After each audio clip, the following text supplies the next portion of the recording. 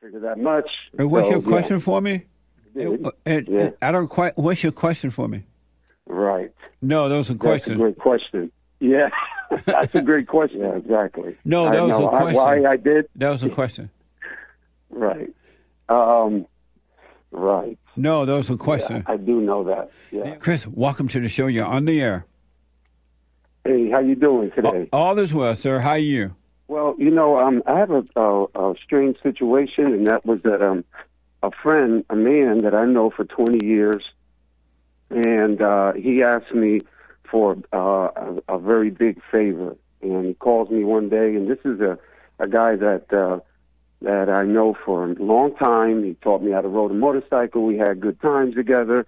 And he calls me one day, and he says, my son is parked outside in the parking lot of my house, and he's homeless. Somebody. When I asked him what happened, he's like, yeah, his previous landlord was just a racist woman who didn't like him, and they did him wrong, and now he's out there. So, of course, I was concerned with that in a way, because I felt like, well, just bring him in your house then. Why is he outside? I don't understand. Bring him in your house. And he's like, he can't. I can't bring him in here. He doesn't get along with his new wife, right? They don't get along. So, of course, I said, well, I think you should try to, help your son out. Leave him outside sitting in the car. I don't know. That's still so bizarre. Then he asked me to do a favor to put him. Do you have an apartment available that you can put him in? He's getting his life together, and he really just needs a little bit of help. And if you could do me a big favor. So of course I did him the favor. I put this guy in one of my apartments, and ever since then it's been hell. And I mean, so now the guy doesn't pay rent. The guy complaints from all the other tenants in the building. He smokes weed. He gets in fights with his girlfriend. All kinds of drama. So I've asked him to leave. His father, I told his father, get this guy out of there. This guy's a huge problem. And then the new me is the silent prayer me. So I do my silent prayer every night, every morning. It does calm me down.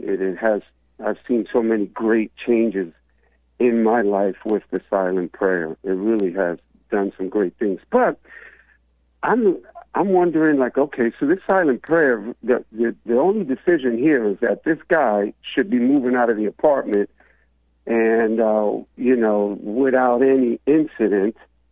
And it should be, that's just the obvious thing I learned. So I evicted this guy just this past week. My question was, it was clearly my fault for putting him in there and believing, that his father could handle him. However, I had been silent praying over this guy for 3-4 months since the day he stepped in that apartment. Nightmare from day one. And so my question is, while the eviction process takes place and so forth, it was like, well, it could have been much easier by, the guy just leaving the apartment, or his father saying, hey, you know what? Chris did this wonderful favor for me, and you ruined it. Go ahead and leave now, because you're making a big mess of your life, and go back out into the streets where you need to be. And but it didn't. I didn't go the easy route. He stood there and tried to squat inside the apartment, and there was I would have dealt with that in a different way to be nice. I would have just taken him and thrown him off the balcony. But no, I like my silent prayers, and I like being a nice guy, and I'm not. It's almost like the nice guy thing doesn't work. But why wouldn't the easier fix, after you realize you made a mistake, why wouldn't the easier fix work? I mean, I don't know. Why would what it is not? the easier fix? Oh, that he would just get up and walk out and realize, and I'm not I can't pay the rent. I have a lot of problems. My father did me this favor and got me this apartment. So it's he's not working. He's not paying the rent. Right. And so when you told his father to come and get him, what did his father say? His father said that he tried to talk to his son, and his son won't answer the door. The son won't let him in. The son hangs up the phone on him. The son now it's this major disrespectful guy. What made you let him in? Why did you let? So just think about this for a minute, Chris. This boy is not your boy, and he's at his father's house, and his father would not let him in, knowing his boy, but call you up, and you said yes, rather than question it. Well, if you don't let him in, what made you think I'm gonna let him in? There has to be a reason for that. That was I get it. I know. And I love this question. It's the true question. It was I asked that question as well, and the father begged me to help him out. I went for the man-to-man handshake, the man-to-man, word-to-word. So in fact, I don't even deal with that son of his. I've been dealing with the father. Like, you know what? I did that on your word, on your bond, your handshake. You get him out of there. But why would you let somebody in your house when his own father didn't want him? Right. Why would I let him in there? I let him in there because his father asked me to. And so you're getting what you deserve. Right. And I am getting what I deserve. I figure that much. And what's your question for me? The question is, okay, so you're getting what you deserve. And I'm just, I've been silent praying about it, and my mind has been playing tricks on the silent prayer because, I got to face what I got to face. That's all right. I got to deal with that, and I'll take it like a man. But, there was an easier way to deal with all this. If you wanted, I think there was an easier way. Why I have to go through this? The easier way was not to take him in. Right. I did. I don't quite. What's your question for me?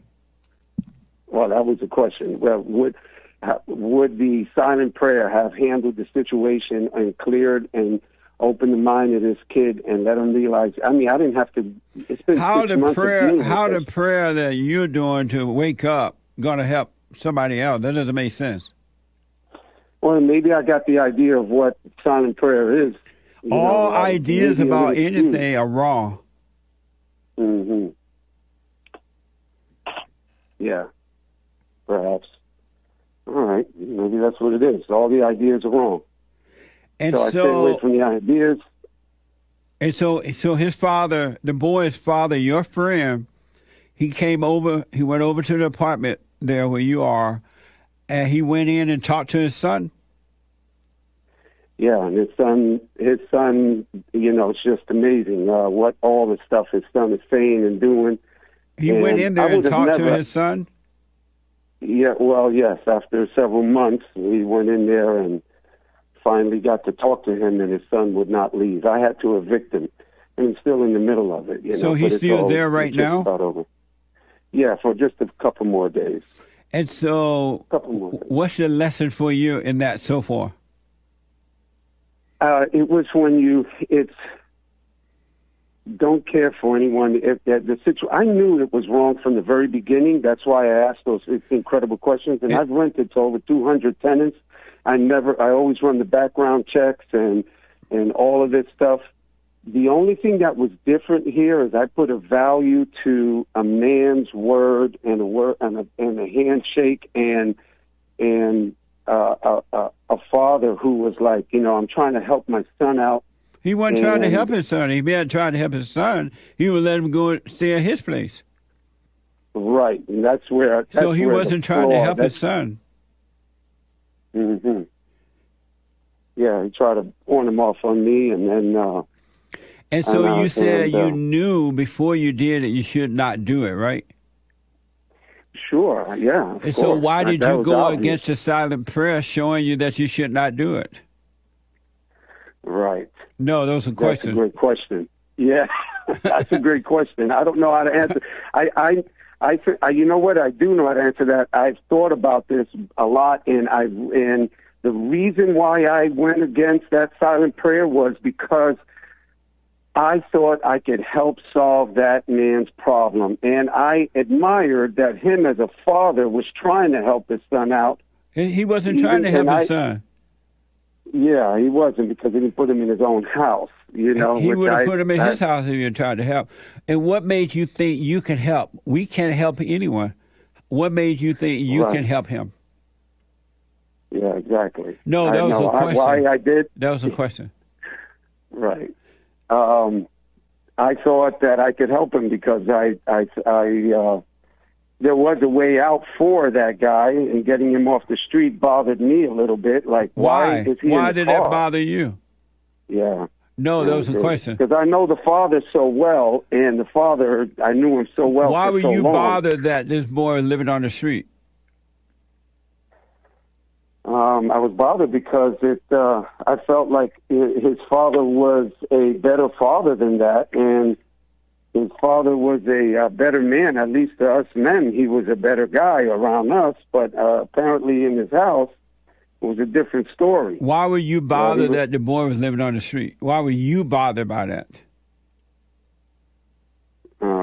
Maybe because I never met anybody who was like completely homeless like that. I'm sorry? Or in that situation. I think I've never come across anybody in that homeless. I know you guys deal with that homeless situation over there. In fact, a couple of months ago, why were you bothered about the boy being on the street? You didn't tell me that. Why you were personally bothered? How old is he? 35. Wow. Why were you bothered about a 35-year-old man who have decided he wanted to live on the street? Why were you bothered by that? Honestly, I don't know. I thought it was, I guess I was bothered by that because I knew his father, and I felt like that something was wrong somewhere. And if he needed a little break in life, then, but I think that's what, the reason why. And where'd you get those thoughts from? Yeah, those thoughts from. Where'd you get those thoughts from? I don't know, maybe some sort of indirect ego somewhere that probably felt like, I can solve this guy's problems, okay? The father thought that I could solve his problems. The father's hitting me real hard, please help him out. And you didn't realize, you don't know that all thoughts are all lies all the time about anything? Right. No, that was a question. Yeah, I do know that. Yeah, then why did you listen to it then? I did. I failed there. I failed. Clearly I failed. And, I've rented over 200 people over the lifetime and never had an issue. Everyone's always great. Never had any problems with anybody. And this was the first time ever. So it's amazing how it took forever to figure that out. My thing is, guess when Go ahead. Go ahead. No, go ahead. Is the father helping you to pay to get him out? Oh, he will, yes. He said he will? Yes, he will.